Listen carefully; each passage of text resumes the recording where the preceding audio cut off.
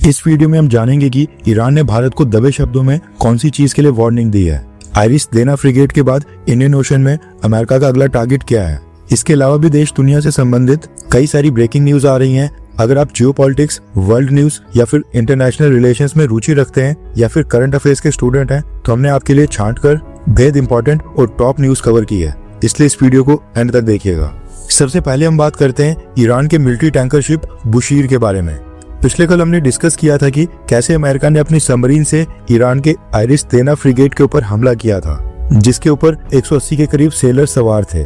अब इस फ्रिगेट को निशाना बनाने के बाद न्यूज निकल कर आ रही है कि अमेरिका ईरान के मिलिट्री टैंकर शिप को भी निशाना बनाने की तैयारी कर रहा है, और ये भी भारत से कुछ ही किलोमीटर की दूरी के ऊपर है। रेफरेंस के लिए आपकी स्क्रीन के ऊपर आर्टिकल का स्क्रीनशॉट है। न्यूज निकल कर आ रही है कि ईरानी नेवी का मिलिट्री टैंकर शिप बुशीर अब खतरे में आ गया है, जो अभी इस समय कोलंबो पोर्ट के पास श्रीलंका की टेरिटोरियल वाटर्स के अंदर एंकर करके वहां पर रुका हुआ है। अब डिफरेंस ये है कि आइरिस देना फ्रिगेट को जब अमेरिका की सबमरीन ने हमला किया था वो समय इंटरनेशनल वाटर्स में थी, जबकि बुशीर वॉरशिप श्रीलंका की टेरिटरी के अंदर है, जिसकी वजह से श्रीलंका भी इस पूरे मामले को लेकर अब काफी कॉशियस मोड में आ गया है। श्रीलंका को समझ नहीं आ रहा है कि ईरान नेवी के इस मिलिट्री टैंकर शिप को जाने के लिए कहा जाए या फिर अपने टेरिटोरियल वाटर्स के अंदर इसको शरण दी जाए। अब ये जो बुशीर वेसल है, इसके बारे में कहा जा रहा है कि ये ईरानियन नेवी का एक तरह से सपोर्ट शिप है जो लॉजिस्टिक्स का काम संभालता है। इसका काम डायरेक्टली वॉर में या फिर किसी कॉम्बैट फाइट के अंदर फाइट करना नहीं होता है, बल्कि ईरानियन नेवी के वॉरशिप्स को समुद्र में जाकर वहां पर फ्यूल, फूड, खाने पीने का सामान, स्पेयर पार्ट्स, एम्युनिशन या टेक्निकल सपोर्ट प्रोवाइड करना होता है, ताकि नेवल वॉरशिप्स को बार बार पोर्ट के ऊपर वापस आने की जरूरत ना पड़े। इस टाइप के शिप्स को नेवल ऑपरेशंस में फ्लीट सपोर्ट शिप भी कहा जाता है। आइरिस देना फ्रिगेट में तो 180 लोगों का नुकसान हुआ है। अब अगर इसको भी अमेरिका निशाना बनाता है तो ईरान के लिए ये फिर से बहुत ही बड़ा लॉस होगा। वैसे जो हालात लग रहे हैं उसको देखकर तो ये बिल्कुल भी नहीं लगता है कि ये टैंकर शिप श्रीलंका के टेरिटोरियल वाटर से बाहर निकलने की कोशिश भी करेगा। अमेरिका के ऊपर सबकी नजर रहेगी कि क्या अमेरिका श्रीलंका की गवर्नमेंट के ऊपर इस बात का दबाव डालता है कि इस ईरानियन नेवी के बुशीर टैंकर शिप को एग्जिट लेने के लिए कहा जाए, और मोस्ट इम्पोर्टेंट, श्रीलंका उस दबाव में आकर ईरान नेवी के टैंकर शिप को अपने टेरिटोरियल वाटर से जाने के लिए कहता है या फिर नहीं। सिचुएशन काफी अलार्मिंग है और ये सब भारत की नाक के ठीक नीचे हो रहा है। भारत की सरकार ने तो खैर अभी तक ईरान की फ्रिगेट के ऊपर हुए हमले को लेकर कोई भी स्टेटमेंट इशू नहीं की है, ना ही इंडियन नेवी के स्पोक्स पर्सन ने इसके ऊपर कुछ बोला है।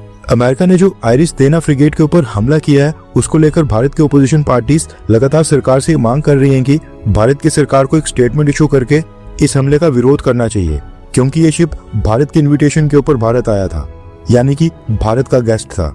अब आपकी इसके ऊपर क्या राय है? क्या भारत को स्टेटमेंट इशू करके अमेरिका का विरोध करना चाहिए? हाँ या फिर ना? नीचे कमेंट करके अपनी राय जरूर बताएं। नेक्स्ट अपडेट भी ईरान और भारत के बारे में आ रही है। आप में से कई सारे लोगों को ये पता नहीं होगा कि भारत में जो ईरान की एम्बेसी है वहां पर ईरान की सरकार ने एम्बेसडर की अपॉइंटमेंट के साथ साथ ईरान के सुप्रीम लीडर के रिप्रेजेंटेटिव्स को भी तैनात करके रखा हुआ है, यानी कि एक ऐसा व्यक्ति जो सुप्रीम लीडर आयतुल्लाह खामेनेई को रिपोर्ट करता था। सुप्रीम लीडर के रिप्रेजेंटेटिव की तैनाती ईरान इसलिए करता है ताकि फॉरेन कंट्रीज में रहने वाली वहां पर शिया कम्युनिटी, उनके रिलीजियस इंस्टीट्यूशंस और ईरान के आइडियोलॉजिकल इंटरेस्ट उनको कंट्रोल किया जा सके। ईरान के एम्बेसडर का काम डिप्लोमेटिक डीलिंग होता है, सरकार के साथ डील करना होता है, जबकि सुप्रीम लीडर का रिप्रेजेंटेटिव सामने वाले देश में रिलीजियस मैटर्स देखता है। मॉस्क, कल्चरल सेंटर्स या फिर शिया कम्युनिटी से लिंक्ड अलग अलग ऑर्गेनाइजेशंस के साथ कनेक्शन मेंटेन करता है और रिलीजियस प्रोग्राम्स ऑर्गेनाइज करवाता है और उनमें शामिल होता है। ईरान में सुप्रीम लीडर प्रेसिडेंट और गवर्नमेंट से भी ज्यादा पावरफुल होता है, इसलिए सुप्रीम लीडर अपनी मर्जी से जो देश उसको इम्पोर्टेंट लगते हैं, जिन देशों में शिया पॉपुलेशन बड़ी संख्या में होती है, वहां पर वो अपने रिप्रेजेंटेटिव को भी अपॉइंट करता है।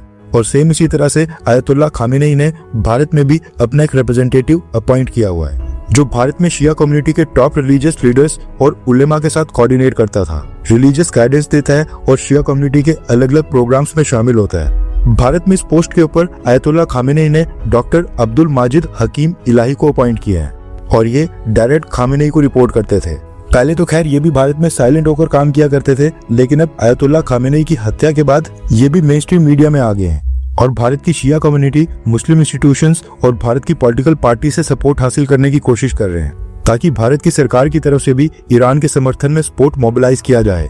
उसी पर्पज से इन्होंने भारत की टॉप न्यूज एजेंसी ANI को इंटरव्यू दिया है और इस इंटरव्यू में आयतुल्लाह खामेनेई के रिप्रेजेंटेटिव डॉक्टर अब्दुल माजिद हकीम इलाही ने कहा है कि अमेरिका का टारगेट सिर्फ ईरान ही नहीं है, ईरान को कमजोर करने के बाद बाकी दूसरे देशों की भी बारी आने वाली है। दुनिया में पावर बैलेंस धीरे धीरे शिफ्ट हो रहा है। आने वाले समय में अमेरिका के साथ साथ भारत, चाइना और रशिया ये भी मोस्ट पावरफुल देशों की लिस्ट में शामिल हो जाएंगे।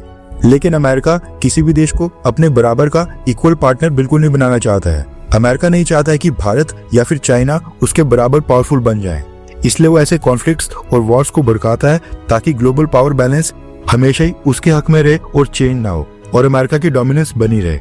इलाई का कहना है कि अमेरिका ने जैसे रशिया को कमजोर करने के लिए यूक्रेन कॉन्फ्लिक्ट शुरू किया, ईरान को कमजोर करने के लिए ये वॉर स्टार्ट करवा दिया, सेम इसी तरह से अमेरिका आने वाले समय में भारत और चाइना को भी किसी कॉन्फ्लिक्ट में धकेल देगा। अमेरिका को जब ये महसूस होगा कि भारत अमेरिका को चैलेंज करने की पोजीशन में आ रहा है, बराबरी करने के पास आ रहा है, तो फिर उस समय अमेरिका भारत को वॉर में धकेल देगा, हमारे आसपास कोई वॉर स्टार्ट करवा देगा या फिर ऐसे हालात पैदा कर देगा कि भारत और चाइना किसी युद्ध में कूद जाए, ताकि भारत और चाइना अमेरिका जितने ताकतवर ना बने और इनकी इकोनॉमी, अर्थव्यवस्था और सेना मजबूत ना हो। इसके आगे इलाही ने कहा है कि ईरान के ऊपर इस समय हमला किया जा रहा है, हमारे सिविलियंस के ऊपर बॉम्बिंग हो रही है, हम सिर्फ अपनी रक्षा कर रहे हैं। ये वॉर अमेरिका ने स्टार्ट किया है और जब अमेरिका वॉर रोक देगा, अमेरिका के हमले रुक जाएंगे, हम भी उस समय रुक जाएंगे। यानी कि जो मिडिल ईस्ट के बाकी देशों के ऊपर हमले हो रहे हैं वो तभी रुकेंगे जब अमेरिका रुकेगा। इसके आगे इलाही ने यह भी ऐड किया कि इस कॉन्फ्लिक्ट में दो तरह के वॉर्स चल रहे हैं। पहला और सबसे हैवी वॉर है नैरेटिव वॉर और दूसरा है मिलिट्री वॉर। मिलिट्री वॉर को तो ईरान अमेरिका और इसराइल के खिलाफ हैंडल कर सकता है, लेकिन नैरेटिव वॉर उससे भी ज्यादा बड़ा वॉर है। इलाही ने कहा कि नैरेटिव वॉर में बड़ी सारी फेक न्यूज और गलत स्टोरीज फैलाई जाती हैं और दुनिया को बताया जाता है कि ईरान के लोग अपनी गवर्नमेंट को हटाना चाहते हैं, जबकि उनके मुताबिक ये बात बिल्कुल सही नहीं है। ये कहना है सुप्रीम लीडर के भारत में रिप्रेजेंटेटिव का। इनके अकॉर्डिंग अगला नंबर भारत या फिर चाइना का हो सकता है। नेक्स्ट अपडेट आ रही है भारत और अमेरिका को लेकर। मिडिल ईस्ट में जो इस समय ये पूरी लड़ाई चल रही है, इसको लेकर कई सारी फेक न्यूज और प्रोपेगेंडा भी फैलाया जा रहा है। एक ऐसी फेक न्यूज भारत को लेकर फैलाई जा रही थी जिसमें दावा किया जा रहा है कि अमेरिका की नेवी, जो कि इस समय अरेबियन सी के अंदर डिप्लॉयड है, वो भारत के पोर्ट्स का इस्तेमाल कर रही है। अमेरिका के फॉर्मर सेक्रेटरी ऑफ डिफेंस के एक एडवाइजर ने सबसे पहले ये क्लेम किया और कहा कि भारत के साथ अमेरिका ने लिमुआ, कॉमकासा और बैका जैसे कई सारे डिफेंस एग्रीमेंट साइन किए हैं, जिसके चलते भारत के जो नेवल पोर्ट्स हैं उनका एक्सेस अमेरिका के पास भी है और ईरान के साथ लड़ाई में यूएस नेवी भारत के पोर्ट्स का इस्तेमाल कर रही है। अब ये जो डगलस मार्क ग्रेगर हैं, ये एक समय के ऊपर यूएस डिफेंस डिपार्टमेंट को सलाह देने का काम करते थे, उनको बताते थे कि आगे की रणनीति क्या अपनानी चाहिए। एंड इसके साथ ही ये यूएस आर्मी के वेटरन भी हैं। ऊपर से ये बात इन्होंने लाइव टेलीविजन न्यूज चैनल के ऊपर क्लेम कर ली। अमेरिका कम, लेकिन पाकिस्तान और खासकर टर्की के न्यूज चैनल्स ने इस फेक न्यूज को उसके बाद से उठाना स्टार्ट कर दिया और सोशल मीडिया प्लेटफॉर्म्स के ऊपर ये न्यूज आग की तरह फैलने लग गई। चारों तरफ दावा किया जाने लगा कि ईरान के ऊपर हमला करने में भारत यूएस नेवी की मदद कर रहा है और भारत ने ऐसा कर मुस्लिम कम्युनिटी को धोखा दिया है, मुसलमानों के साथ विश्वासघात किया है। लेकिन इन सब के बीच आज भारत के विदेश मंत्रालय की तरफ से डायरेक्शंस दी गई हैं कि यूएस नेवी द्वारा भारत के पोर्ट्स यूज करने वाली सभी खबरें ये पूरी तरह से फेक न्यूज हैं। रेफरेंस क्लब की स्क्रीन के ऊपर आर्टिकल का स्क्रीनशॉट है। भारत के विदेश मंत्रालय ने कहा है कि यूएस नेवी को भारत ने अपने नेवल पोर्ट्स का एक्सेस नहीं दिया है और ये क्लेम बिल्कुल सही नहीं है, फेक न्यूज है। इसलिए लोगों को बोला जाता है कि ऐसी गलत और बिना प्रूफ वाली बातों के ऊपर विश्वास ना किया जाए। ये बेसलेस और फैब्रिकेटेड है, यानी कि बेबुनियाद है और खुद से बनाई हुई कोई झूठी खबर है। इसके बाद न्यूज निकल कर आ रही है कि मॉरिशस के फॉरेन मिनिस्टर रितीश रामफल भारत के दौरे के ऊपर आए हैं। रिसेंटली डोनाल्ड ट्रम्प ने चागोस आइलैंड की डील को ब्लॉक कर दिया था, जिसकी वजह से मॉरिशस को चागोस आइलैंड हैंडओवर नहीं किए गए। ब्रिटेन ने भी ईरान के ऊपर स्ट्राइक्स करने के लिए अमेरिका को चागोस आइलैंड और डियागो गार्सिया का इस्तेमाल करने नहीं दिया, जहां पर यूएस के बेसिस हैं। अब ये कम नहीं था कि मालदीव्स और प्रेसिडेंट मोहम्मद मिजू ने भी चागोस आइलैंड के ऊपर अपना दावा ठोक दिया है। मालदीव्स की गवर्नमेंट का कहना है कि चागोस आइलैंड उनके बिल्कुल साउथ में सिर्फ 500 किलोमीटर के डिस्टेंस के ऊपर है और हिस्टोरिकली देखा जाए मालदीव्स के मछुआरे चागोस आइलैंड के इस एरिया में फिशिंग करते आए हैं। इसलिए जब फ्यूचर में चागोस आइलैंड का पॉलिटिकल स्टेटस डिसाइड होगा तो मालदीव्स के मैरीटाइम राइट्स और जो मालदीव्स का एक्सक्लूसिव इकोनॉमिक जोन है वो भी उसको भी कंसीडर किया जाए। मालदीव्स का कंसर्न है कि अगर चागोस आइलैंड पूरे का पूरा मॉरिशस को मिल जाता है तो फिर मालदीव्स के फिशिंग एरिया और मैरीटाइम बाउंड्री के ऊपर इसका इफेक्ट पड़ सकता है, यानी कि वो कम हो जाएगा। इसलिए मालदीव्स की सरकार ने भी चागोस आइलैंड के ऊपर अपना क्लेम ठोक दिया है। मालदीव्स के बीच में आने के बाद मॉरिशस ने मालदीव्स से अपने हाई कमिश्नर को वापस बुलाकर मालदीव्स के साथ सभी डिप्लोमेटिक रिलेशंस तोड़ दिए हैं। एंड अब अचानक से मॉरिशस के फॉरेन मिनिस्टर भारत की यात्रा पर आए हैं। ब्रिटेन के साथ चागोस आइलैंड की ओनरशिप डील को फाइनल करने में भारत ने मॉरिशस की काफी मदद की थी, लेकिन मॉरिशस की सरकार अब भारत से दोबारा सपोर्ट चाहती है। वहीं पर भारत की सरकार ने अभी तक चागोस आइलैंड के ऊपर मॉरिशस को सपोर्ट किया है। लेकिन ये देखना भी इंटरेस्टिंग होगा कि मालदीव्स के पिक्चर में आने के बाद भारत की सरकार मालदीव्स को सपोर्ट करती है या फिर मॉरिशस को, और भारत की सरकार का ऑफिशियल स्टैंड क्या रहता है।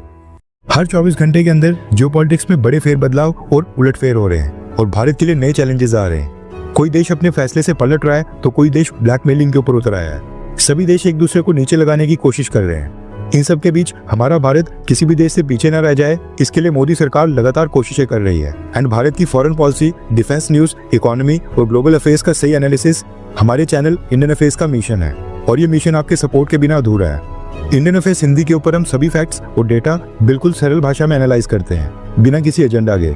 अगर आप चाहते हैं कि इंडियन अफेयर्स का सही और ऑथेंटिक एनालिसिस आप तक लगातार पहुंचे, तो इस वीडियो को लाइक करें और हमारे चैनल इंडियन अफेयर्स को सब्सक्राइब करके बेल नोटिफिकेशन ऑन करना मत भूलिए। आपका एक लाइक हमारे चैनल को ग्रो करने में काफी मदद करेगा, और एक सब्सक्राइब ये सुनिश्चित करेगा कि आप किसी भी इंपॉर्टेंट अपडेट को मिस ना करें। अगर आपने हमारे चैनल को पहले से सब्सक्राइब किया है तो दिल से धन्यवाद। जय हिंद, वंदे मातरम।